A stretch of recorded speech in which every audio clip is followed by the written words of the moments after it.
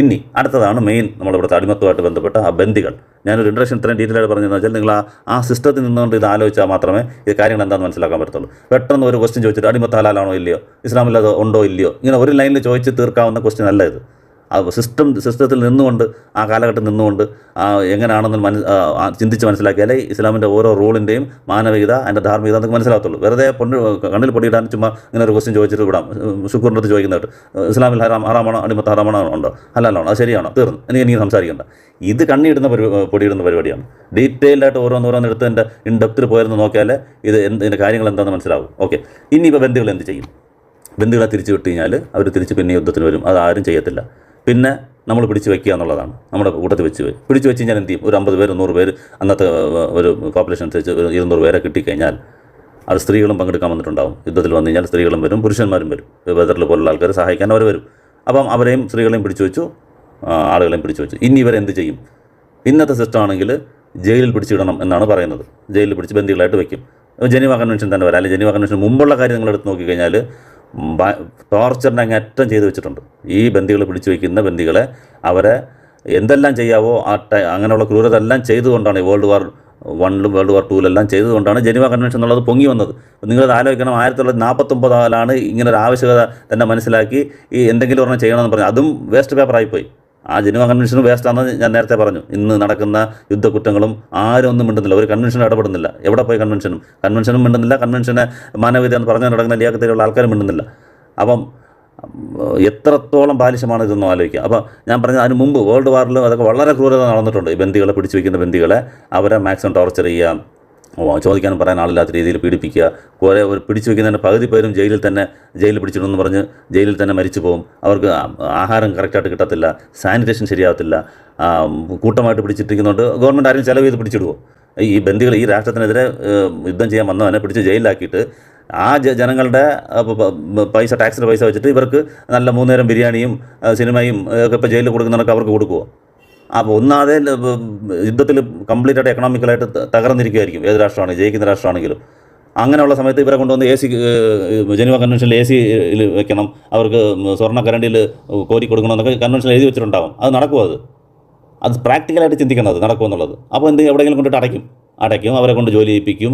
ഒരു ചോദിക്കാനും പറയാനും ആരും ഇല്ലാത്തതുകൊണ്ട് എന്ത് തോന്നിവാസവും കാണിക്കാം അവരുടെ പുറത്ത്. അങ്ങനെ പകുതി പേരും അവിടെ മരിച്ചു പോവാണ് ജയിലിൽ കിടന്ന് നരകിച്ച് ട്രീറ്റ്മെൻറ്റ് കിട്ടാതെ പലവിധ പീഡനങ്ങൾക്കും ഇരയായിട്ട് നോക്കാതെ അവർ സ്വന്തം ജയിലിൽ കിടക്കുന്ന ആൾക്കാരെ അവിടെ പ്രജകളെ നോക്കാൻ സമയമില്ല ആൾക്കാർക്ക്. എത്ര പേര് പട്ടിണി കിടന്ന് മരിച്ചുകൊണ്ടിരിക്കുന്ന ഓരോ രാഷ്ട്രത്തിൽ. പിന്നല്ലേ പിടിച്ചുകൊണ്ട് വന്ന ആൾക്കാരെ ബിരിയാണി കൊടുത്ത് സൽക്കരിക്കുന്ന ജനീവ കൺവെൻഷനിൽ. അപ്പോൾ ഇതൊക്കെ വെറുതെ ആൾക്കാരെ കണ്ണിൽ പൊടിയിടാൻ വേണ്ടി ലിയാഖത്തിൽ പറയുന്ന കാര്യങ്ങളാണ്.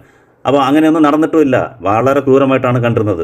ജയിലിലൊക്കെ ചില ഫോട്ടോകളൊക്കെ നിങ്ങൾ എടുത്ത് നോക്കിയാൽ അറിയാൻ പറ്റും. അങ്ങനെ ജയിലിലിട്ട ആൾക്കാർ എല്ലും തോലുമായിട്ട് അവർക്ക് കഴുകാൻ വെള്ളമില്ലാതെ അവരുടെ പുറത്ത് തന്നെ അവരുടെ അമേദ്യങ്ങൾ മലമൊക്കെ അവരുടെ പുറത്ത് തന്നെ ഉണങ്ങി പിടിച്ച് അങ്ങനെ ചത്തുപോയ ആൾക്കാരും അതിൻ്റെ പുറത്ത് രക്ഷപ്പെട്ട ആൾക്കാരും ആ ജയിലിൻ്റെ ഫോട്ടോസൊക്കെ നിങ്ങൾ നോക്കിയാൽ അറിയാൻ പറ്റും. ഇതൊക്കെയാണ് ലോകത്ത് അന്ന് മുതൽ ഇന്ന് വരെ നടന്നിരുന്നത്. ജനീവ കൺവെൻഷന് ശേഷം ഇത് തന്നെ ജനീവ കൺവെൻഷന് മുമ്പും കൺവെൻഷന് ശേഷം ഞാൻ ഉദാഹരണം സഹിതം പറയാം. കൺവെൻഷനാണല്ലോ വലിയായിട്ട് വെച്ചിരിക്കുന്നത്. അതിനുശേഷം അബു ഗരീബ് ജയിലിൽ എന്ത് നടന്നു, അല്ലെങ്കിൽ ഗോണ്ടിനാമ ജയിലിൽ എന്ത് നടന്നു എന്നുള്ളതെല്ലാം ഇതെല്ലാം 49 ശേഷമാണ്. നിങ്ങൾ പറയാൻ ജനീവ കൺവെൻഷന് ശേഷം നടന്നു. അവിടെ എന്തെല്ലാം ക്രൂരതകൾ നടന്നു എന്നുള്ളത് നിങ്ങൾ ഉദാഹരണം സഹിതം എടുത്ത് നോക്കാം. ഞാൻ എൻ്റെ ഫിഗർ സഹിതം ഞാൻ പറയാം. അപ്പോൾ അതിന് മുമ്പ് അത് തന്നെ, ജനീവ കൺവെൻഷന് ശേഷം ഇത് തന്നെ. ഇങ്ങനായിരുന്നു ജയിലിലെ സ്ഥിതി. ബന്ദികളെ പിടിച്ച് വെച്ചേക്കുന്നതിനകത്ത് എന്തും ചെയ്യാന്നുള്ളത്. അവർ തോന്നിയ കണക്ക് ജോലി വാങ്ങിപ്പിക്കാൻ പറ്റത്തില്ലെങ്കിൽ അവനെ കളഞ്ഞിട്ട് പോകും. Over crowded ജയിലാണ്. 100 പേരുള്ള സ്ഥലത്തും 500 പേര്. വാഗൻ ട്രാജഡി എല്ലാം കേട്ടിട്ടില്ലേ? സ്വന്തം നാട്ടിലെ പ്രജകളെ അതിക്രമിച്ച് വന്ന ആൾക്കാർ, യുദ്ധമല്ലാതെ അതിക്രമിച്ച് വന്ന ആൾക്കാരെ ട്രീറ്റ് ചെയ്ത വിധം നമ്മൾ കണ്ടതാണ്. വാഗനകത്തിട്ട് അടച്ച് ഒരു സ്ഥലത്ത് നിന്ന് ഞാൻ വേറെ സ്ഥലത്തേക്ക് ജയിൽ മാറ്റാൻ പോകുന്നു പറഞ്ഞു. അങ്ങനെ വെറും മൃഗങ്ങളായ കൊടുക്കുന്ന വില പോലും കൊടുക്കാതെയാണ് ബന്ദികളെയും മറ്റ് ട്രീറ്റ്മെൻറ്റ് ആൾക്കാർ ഈ കോളനൈസ്ഡ് വേൾഡ് വാറിലും അതിന് മുമ്പുള്ള എല്ലാ വാറുകളും, വിയറ്റ്നാം വാർ എടുത്താലും, ജപ്പാൻ സീനോ വാറാണെങ്കിലും, റഷ്യൻ സിവിൽ വാറാണെങ്കിലും, അമേരിക്കൻ സിവിൽ വാർ എന്തെടുത്താലും നിങ്ങൾക്ക് കാണാം. പക്ഷേ ഇവിടാണ് ഇസ്ലാമിൻ്റെ പ്രസക്തി വരുന്നത്. ഇസ്ലാം എന്ത് ചെയ്തു? 1400 വർഷം നിങ്ങൾ ഗോത്രവർഗം എന്ന് പറഞ്ഞതും അടിമത്തത്തെ നിങ്ങൾ വിമർശിക്കുന്ന ആ തലത്തിലേക്കാണ് ഞാൻ അങ്ങോട്ട് പോകുന്നത്. ഇത്രയും നമ്മുടെ കൺമുമ്പിൽ ലോകത്ത് ക്രിസ്മസിനെ എങ്ങനെ ട്രീറ്റ് ചെയ്തെന്ന് കണ്ടു. ഇനി പ്രവാചകൻ എങ്ങനെ ചെയ്തു? അവിടാണ് വ്യത്യാസം, ഇസ്ലാം വ്യത്യാസമായിട്ട് കാണുന്നത്. ആ ബന്ദികളെ പിടിച്ച് എന്ത് ചെയ്തു എന്നുള്ളത് നിങ്ങൾ ശുക്രവീരടും പറയുന്ന എല്ലാം കേട്ട് കാണും. ഇത്രയും മാന്യമായിട്ട് ഒരു ബന്ദിയെ ട്രീറ്റ് ചെയ്യാൻ പറ്റത്തില്ല. എങ്ങനെയാണെന്ന് വെച്ചാൽ അന്ന് ജയിലുകളില്ല. ഉണ്ടാവണമെങ്കിൽ രാഷ്ട്രം അത്രയും സമ്പന്നമായിരിക്കണം. അവർക്കും കൂടെ ചാപ്പാടിന് കൊടുക്കാനും അല്ലെങ്കിൽ അവർക്ക് എല്ലാ കാര്യങ്ങളും നോക്കാനും എല്ലാം ഒരു സെറ്റപ്പ് വേണം. അന്ന് അതില്ല. അതിപ്പോൾ എന്ത് ചെയ്യുന്നു വെച്ചാൽ ഈ യുദ്ധത്തിൽ പങ്കെടുക്കുന്ന ആളുകൾക്ക് ഈ ആളുകളെ വീതിച്ച് കൊടുക്കും. ഈ യുദ്ധത്തിൽ സ്വത്ത് പോലെ തന്നെയാണ്, ഒരു വാല്യൂ ഉള്ള ആൾക്കാർ തന്നെയാണ്. മനുഷ്യനെ വിൽക്കാവോ മേടിക്കാവോ എന്നൊക്കെ ചോദിക്കും. അത് വാല്യൂ ഉള്ളത് കൊണ്ട് തന്നെയാണ് അന്ന് അടിമകളെ വിറ്റിരുന്നത്. വാല്യൂ ഉണ്ട്. ഇയാൾ പങ്കെടുക്കണമെങ്കിൽ അയാൾക്ക് ചോറ് കൊടുക്കണം, അയാൾക്ക് ഡ്രസ്സ് വാങ്ങിച്ചു കൊടുക്കണം, എല്ലാം നല്ല രീതിയിലും കാണണം അയാളെ. അപ്പോൾ അതിനുള്ള ചിലവ് അവൻ്റെ അയാളെ ജോലി വെച്ചാൽ മേടിക്കത്തുള്ളൂ. ആ അടിമയെ കൊണ്ടുപോയി ജോലിപ്പിക്കും. ഫ്രീഡം ഇല്ല, അത് ശരിയാണ്. ഫ്രീഡം ഇല്ല എന്ന് പറഞ്ഞാൽ അയാൾ സ്വന്തമായിട്ട് വേറെ രാജ്യത്ത് പോകാനോ ഒന്നും പറ്റത്തില്ല. അപ്പോൾ കൂടെ തന്നെ ഒരാളിനെ ഏൽപ്പിക്കും. ആ പങ്കെടുത്ത ഒരാൾക്ക് വീതിച്ച് കൊടുക്കും. വീതിച്ച് കൊടുത്തിട്ട് അവിടാണ് ഇസ്ലാം പറഞ്ഞ മാനവികത കേൾക്കുന്നത്. എന്നിട്ട് പറയും, ഈ ആളുകൾ നിങ്ങളുടെ കയ്യിൽ തന്നിരിക്കുന്നത് അള്ളാഹുവിൻ്റെ ഒരു സെക്യൂരിറ്റി പോലെയാണ്. അള്ളാഹു വിശ്വസിച്ച് ഏൽപ്പിച്ച ഒരു സെക്യൂരിറ്റി പോലെയാണ് നിങ്ങൾ തന്നിരിക്കുന്നത്. നിങ്ങളെ സഹോദരന്മാർ തന്നെയാണ് അവർ, മനുഷ്യ സഹോദരന്മാർ തന്നെയാണ്, മനുഷ്യർ തന്നെയാണ്. നിങ്ങളുടെ സ്വന്തം രക്തത്തിൽ പിറന്ന പോലെ, അല്ലെങ്കിൽ ഒരു മാതാവിനും പിതാവിനും പിറന്ന സഹോദരനെ പോലെയാണ്. ഈ സിസ്റ്റത്തിൻ്റെ ഭാഗമായിട്ട് നിങ്ങളെ അള്ളാഹു നിങ്ങളുടെ കയ്യിൽ ലഭിച്ചിരിക്കുക. നിങ്ങളുടെ സിസ്റ്റമായിപ്പോയി. ഒരു യുദ്ധം നടന്നു, വിട്ട് കഴിഞ്ഞാൽ അവർ തിരിച്ച് പിന്നെയും വന്ന് യുദ്ധം ചെയ്യും. വേറെ വഴിയില്ല, ജയിലില്ല. അങ്ങനെയുള്ള സമയത്ത് നിങ്ങളെ വിശ്വസിച്ചേൽപ്പിക്കുകയാണ്. അതുകൊണ്ട് നിങ്ങൾ എന്ത് ചെയ്യണം? നിങ്ങൾ കഴിക്കുന്ന ആഹാരം ആ ആൾക്കും കൊടുക്കണം. നിങ്ങൾ കൊടുക്കുന്ന ഭക്ഷണം ആ ആൾക്ക് കൊടുക്കണം. ഭാരമേറിയ ജോലി അവർക്ക് കൊടുക്കരുത്. അഥവാ കൊടുത്താൽ നിങ്ങളും കൂടെ നിന്ന് ഹെൽപ്പ് ചെയ്ത് വേണം ചെയ്യാൻ. ഇതാണ് ലിയാഖത്തിൽ കളിയാക്കി പറയുന്നത്. നോമ്പ് വെച്ചാൽ എന്ത് ചെയ്യുന്നു? നിങ്ങൾ കഴിക്കുന്ന ആഹാരം കൊടുക്കണമെന്ന് വെച്ചാൽ ലിയാഖത്തിൽ കളിയാക്കി ചോദിക്കുക. അപ്പോൾ നോമ്പ് വെച്ചാൽ എന്ത് ചെയ്യണം? അവർക്ക് ആഹാരം കൊടുക്കേണ്ടതെന്നുള്ളത്. അപ്പോൾ എത്രത്തോളം ബാലിശമായ ലെവലിലേക്ക് അവർ തകർന്നു പോയെന്നുള്ളത് ആലോചിക്കുക. അതിൻ്റെ അർത്ഥം അതാണോ? നിങ്ങൾ കഴിക്കുന്ന ആഹാരം കൊടുക്കുക എന്ന് പറഞ്ഞാൽ ആ സ്റ്റാറ്റസ്, അതേ വെറുതെ പഴഞ്ചോറ് കൊടുക്കാതെ, സാധാരണ നമ്മുടെ നാട്ടിൽ പിച്ചക്കാർക്ക് കൊടുക്കുന്ന കണക്ക് ഒരു അഴുക്ക് പാത്രത്തിൽ അഴുക്ക് ഡ്രസ്സ് ഇട്ട് കൊടുക്കാതെ, നിങ്ങൾ ആ സ്റ്റാറ്റസിലുള്ള ആ ക്വാളിറ്റിയിലുള്ള ചാപ്പാട് കൊടുക്കുക എന്നുള്ളതാണ്. നിങ്ങൾ നോമ്പ് വെച്ചാൽ നിങ്ങൾ അയാളുടെ ഇഷ്ടം, അടിമ നോമ്പ് വെച്ചാൽ അയാളുടെ ഇഷ്ടം. അപ്പോൾ കൊടുക്കുമ്പോൾ നല്ല ആഹാരം കൊടുക്കുക എന്നുള്ളതിന് തിരിച്ച് ആൻസർ പറയാൻ പറ്റാതെ അതിനെ കളിയാക്കാണ് ലിയാഖത്തിൽ. അപ്പോൾ ഞാൻ ഹദീസ് എന്നൊക്കെ എടുത്ത് കാണിക്കാം, നമ്പർ പറയാം.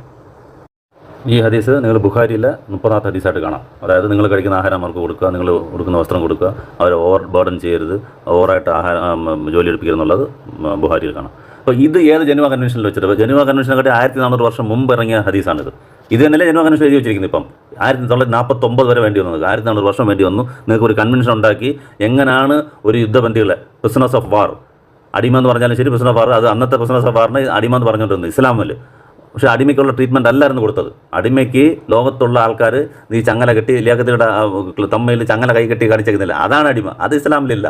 അങ്ങനെ ചങ്ങല കിട്ടാൻ അടിക്കാനോ ഇത് ചെയ്യാനോ അത് ഗ്ലാഡിയേറ്ററായിട്ട് യൂസ് ചെയ്യുമായിരുന്നു. അവരായിട്ട് എന്തും കാണിക്കാം, ചോദിക്കാൻ പറ്റത്തില്ല, അവരായിട്ട് ചാട്ടയ്ക്ക് അടിക്കാം, അവർ കുത്തി നോവിക്കാം, എല്ലാം ചെയ്യാം. കൊന്നാൽ പോലും ഒരു പ്രശ്നം ഇല്ലാതിരുന്ന കാലത്താണ് ഈ പ്രിസണേഴ്സ് ഓഫ് വാർ കൺസെപ്റ്റ് ഇസ്ലാം കൊണ്ടുവരുന്നത്. അടിമ എന്നുള്ളത് മാറ്റി, അത് അവരടിമകളല്ല, അത് പേര് പോലും വലങ്കൈ ഉടമപ്പെടുത്തി വരുന്നതാണ് ഖുർആൻ പറഞ്ഞിരിക്കുന്നത്. അടിമകളല്ല, പേരും മാറ്റി, അവർക്കുള്ള സ്റ്റാറ്റസും മാറ്റി. ഇന്ന് നിങ്ങൾ പ്രിസണേഴ്സ് ഓഫ് വാർ എന്ന് എഴുതി വെച്ചേക്കുന്ന ആ സ്റ്റാറ്റസാണ് അവർ കൊടുത്തത്. പക്ഷേ നിങ്ങൾ എഴുതി വെച്ച നിങ്ങളുടെ കൂടെ നന്നായിട്ട് എഴുതി വെച്ചിട്ടുണ്ട്. എഴുതി വെച്ച മാത്രമല്ല, അത് പ്രായോഗമാക്കി കാണിക്കുകയും ചെയ്തു. ജനീവ കൺവെൻഷൻ എഴുതി വെച്ച മാത്രമേ ഉള്ളൂ. അവർക്ക് നല്ല ക്ലോത്തിങ് കൊടുക്കണം, സാനിറ്റേഷൻ കൊടുക്കണം, അവർ ന്യൂട്രീഷൻ പോകാത്ത രീതിയിൽ അവർക്ക് ആഹാരം കൊടുക്കണം, അതെല്ലാം ശുക്കൂറിൻ്റെ അതിൽ പറയുന്നുണ്ട്. അവർ അങ്ങനെയൊക്കെ പറയുന്നുണ്ട്. ഇവിടെ അങ്ങനെയല്ല, അതിലും വളരെ അഡ്വാൻസ് ആയിട്ടാണ് പറഞ്ഞത്. നീ കഴിക്കുന്ന കൊടുക്കണം, ഇതിക്കുള്ള എന്ത് വേണം നിങ്ങൾക്ക്? ഈ ന്യൂട്രീഷൻ അതൊന്നും വേണ്ട. എന്തായാലും സ്വന്തം എനിക്കുള്ള പൈസയ്ക്ക് ഞാൻ കഴിക്കും, എൻ്റെ ആഹാരം, എൻ്റെ ആരോഗ്യം ഞാൻ പാലിക്കാൻ വേണ്ടി എന്തെല്ലാം ചെയ്യുക അതെല്ലാം ചെയ്യുക. ഒറ്റ ലൈനിൽ പറഞ്ഞെന്നുള്ളൂ. എന്ത് സംക്ഷിപ്തമായി പറഞ്ഞു നോക്ക്. ഒരു 10 ആർട്ടിക്കിളിൽ 25, 26, 27 എന്നൊക്കെ അതിനകത്ത് പറയുന്നതെന്ന് തോന്നുന്നു. 3 ആർട്ടിക്കിളിൽ പറഞ്ഞ കാര്യം, പിന്നെ എൻ്റെ ഡ്രസ്സിൻ്റെ കാര്യമൊന്നും പറയുന്നില്ല, ബാക്കി ഷെൽട്ടറിൻ്റെ കാര്യമൊന്നും പറയുന്നില്ല. വളരെ ഈസിയായിട്ട് നിങ്ങളുടെ സഹോദരന്മാരാണ്. തീർന്നു. ജനീവ കൺവെൻഷൻ മൊത്തം ആപ്ലിക്കേഷനും ഇതിനകത്ത് വന്നു കഴിഞ്ഞാൽ, ആർട്ടിക്കിൾ ഇതിനകത്ത് വന്നു കഴിഞ്ഞാൽ അവർ നിങ്ങളുടെ സഹോദരന്മാരാണ്.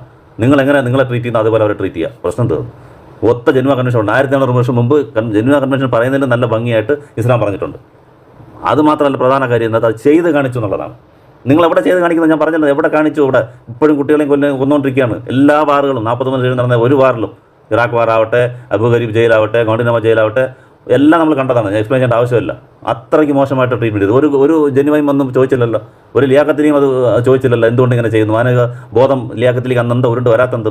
അന്ന് അബു ഗരീബ് ചെയ്യുമ്പോഴും, വിയറ്റ്നാം വാർ നടക്കുമ്പോഴും, അല്ലെങ്കിൽ ഗോണ്ടിനാമയിൽ ചെയ്യുമ്പോഴും, ഇപ്പോഴും ഇസ്രായേൽ ചെയ്യുന്നതും ഒന്നും മാനവബോധം അപ്പോൾ വരാത്തത്. ഇസ്ലാമിൻ്റെ സമയത്ത് മാത്രം മാനവബോധം ഇങ്ങനെ പൊന്തി വരുന്നതിൻ്റെ ആ ലോജിക്ക് എന്താണത്?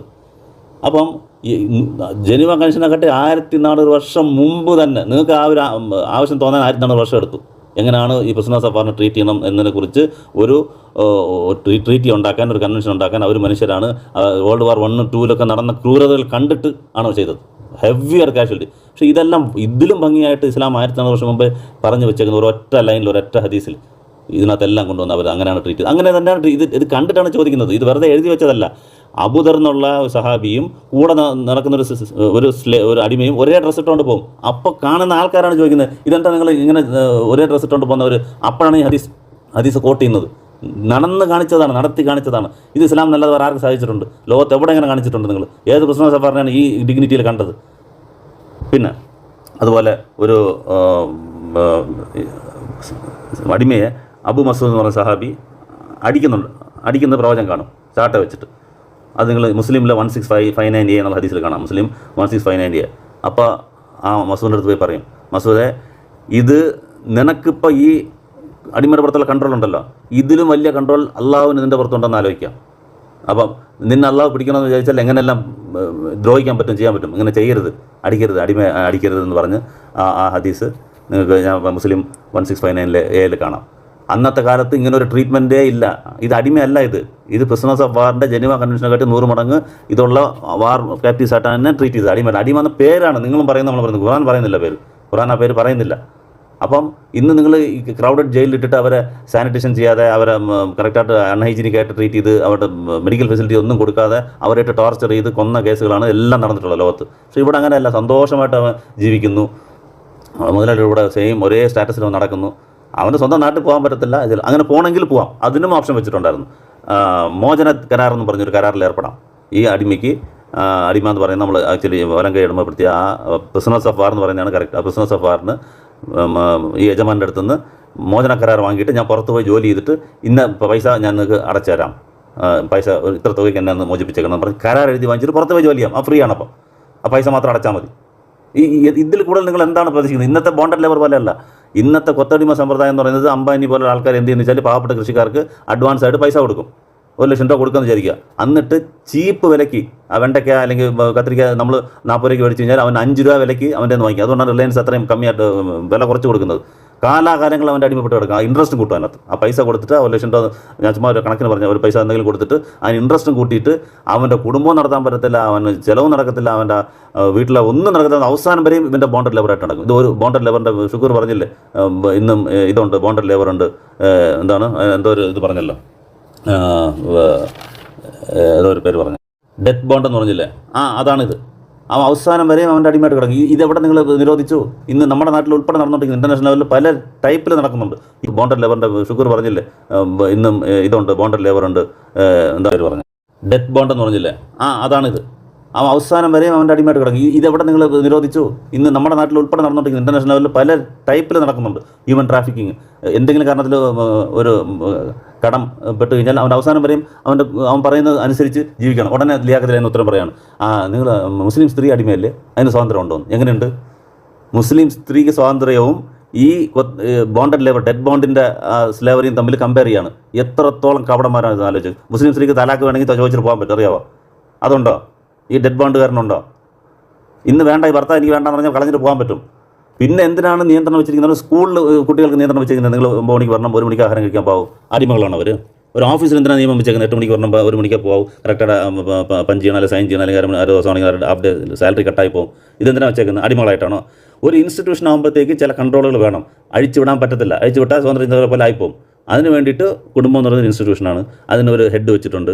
ആ കുട്ടികളും ആ കുടുംബത്തിൻ്റെ എല്ലാ നല്ലതിനും ചെയ്തതിനും റെസ്പോൺസിബിൾ ഇസ്ലാമിൻ്റെ കാഴ്ചപ്പാടിൽ ആ പുരുഷനാണ്, ആ ഭർത്താവിനാണ്. എന്ത് വന്നാൽ നാളെ മഹേശ്വരയിൽ നിങ്ങളുടെ കുടുംബത്തെക്കുറിച്ച് നിങ്ങൾ ചോദിക്കപ്പെടും. നിങ്ങൾ ആ ഉത്തരവാദിത്തത്തെക്കുറിച്ച് ചോദിക്കപ്പെടും. അവർ കറക്റ്റായിട്ട് നിസ്കരിച്ചോ, അവർ നല്ലവരെ പഠിപ്പിച്ചോ, അവർ നല്ലവരെ നോക്കിയോ എന്നതിനെക്കുറിച്ച് നിങ്ങളോട് ചോദ്യം ചോദിക്കപ്പെടും. ഉത്തരവാദിത്തം ഒരു പ്രിൻസിപ്പളിന് എങ്ങനെയാണ് ഉത്തരവാദിത്തം, ഒരു ഹെഡ് മാസ്റ്റർ എങ്ങനെയാണ് ഉത്തരവാദിത്തം കൊടുത്തിരിക്കുന്നത്, ഒരു കമ്പനി MDക്ക് എങ്ങനെയാണ് ഉത്തരവാദിത്തം കൊടുക്കപ്പെട്ടിരിക്കുന്നത്. ഓരോ ഉത്തരവാദിത്തം കൊടുക്കപ്പെട്ടവർക്കും ആ ഉത്തരവാദിത്തത്തെക്കുറിച്ച് നാളെ ചോദ്യം ചോദിക്കപ്പെടും മഹേശ്വരയിൽ. എന്ത് ബ്യൂട്ടിഫുൾ ആയിട്ടുള്ള സിസ്റ്റമാണ് നോക്കുക ഇസ്ലാം. ഇതിനകത്ത് ഭാര്യയെക്കുറിച്ച് ഒരു കൺട്രോൾ വെച്ചിട്ടുണ്ടെന്നല്ലാതെ അവർ തമ്മിൽ ഇഷ്ടപ്പെട്ട് സ്നേഹിച്ച് എല്ലാ ഇതിനകത്തൂടെയും ജീവിക്കുന്നതിന് കുഴപ്പമൊന്നുമില്ല. എന്തെങ്കിലും ഒരു വയലേറ്റ് ചെയ്യുമ്പോൾ മാത്രമാണ് കൺട്രോൾ വരിക. അല്ലാത്തപ്പോൾ എന്താണ് കൺട്രോൾ? മുസ്ലിം സ്ത്രീകൾക്ക് എന്താ കുഴപ്പം? അവർ നല്ലപോലെ പഠിക്കുന്നുണ്ട്, സന്തോഷമായിട്ട് ജീവിക്കുന്നുണ്ട്, ഭർത്താക്കന്മാരുടെ കൂടെ വെളിയിൽ പോകുന്നുണ്ട്. അടിമകളെ പോലെയാണോ ട്രീറ്റ് ചെയ്യുന്നത്? നിങ്ങൾ പറയുന്ന ഈ ബോണ്ടഡ് ലേബർ ഡെഡ് ബോണ്ടിനെ പോലെയാണോ? അപ്പോൾ ഒരു ലോജിക്കും ഇല്ലാതെ വെറുതെ എന്തെങ്കിലും പറഞ്ഞ് മാട്ടി ഇത് കണക്ട് ചെയ്യാം. അപ്പോൾ അതും പോയി. അങ്ങനല്ല. അപ്പോൾ അടിമകൾ അടിക്കാൻ പാടില്ല എന്ന് അന്ന് തന്നെ പറഞ്ഞു കഴിഞ്ഞാൽ അവർ നല്ലപോലെ ട്രീറ്റ് ചെയ്യണമെന്നുള്ളത് ഞാൻ ഹദീസിൽ നിന്ന് കാണാം.